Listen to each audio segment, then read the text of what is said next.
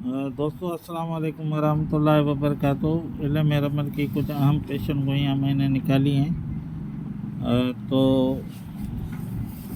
वो पेशन गोइयाँ जो हैं वो कुछ तो पहली पेशन गोई ये है कि शहबाज हुकूमत कब तक रहेगी।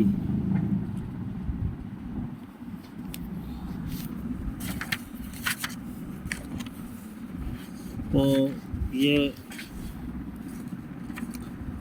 भी मज़ाइचा मैंने मुकाम्मल इसका निकाल लिया है। तो जायचे के मुताबिक यहाँ शक्ल बयाज है जो खाने नंबर 7 में मौजूद है, और ये टोटल मुद्दत जो है इसकी गवर्नमेंट की है वो मैंने निकाल ली है। टोटल मुद्दत होती है कितने दिन हुकूमत चलेगी। ज़ाहिर है लेकिन इसके बाद इलेक्शन होंगे, यहाँ कोई इमरजेंसी आए और निगरान गवर सेटअप आएगा, वही सिस्टम है। और दूसरा जायचा था कि सिंध में कैनालों के बारे में, वो भी जायचा मैंने निकाल लिया है कि कैनाल निकलेंगे यहाँ पंजाब में नहीं। ऑलरेडी जो 3 कैनाल बन चुके हैं उनमें से 2 तो ये नक्की उल खद है जो जायचे के अंदर 3 जगहों पे बैठी हुई है।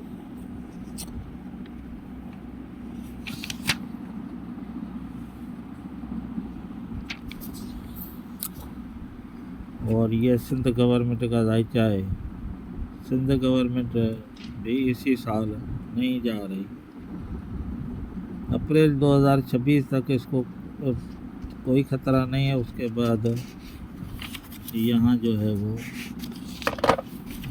सूरत हाल थोड़ी मुद्दम है। बानी PTI की रिहाई ये शक्ल 3 बार आती है, ये शक्ल 3 बार आती है, इसलिए इसको 3 चांस मिलेंगे।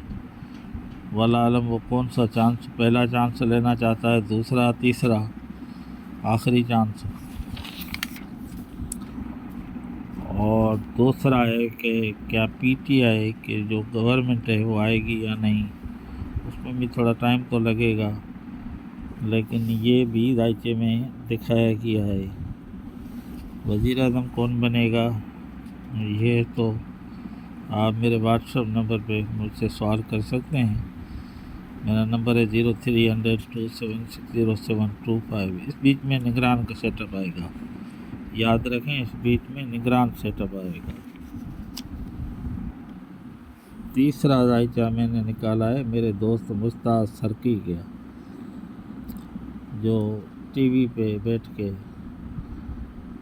उसकी किस्मत के अच्छा दौर चलने वाला है, आने वाला है, उसका भी अच्छा दौर आने वाला है। तो जो जायचा है उसके मुताबिक 1 2 3 4 चांसेस को बहुत बड़े मिलेंगे।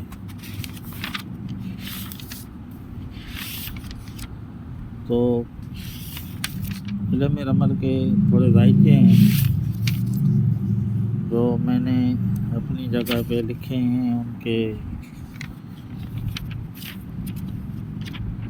पाकिस्तान के इस वक्त जो हालात हैं उसके बारे में। अस्सलाम वालेकुम।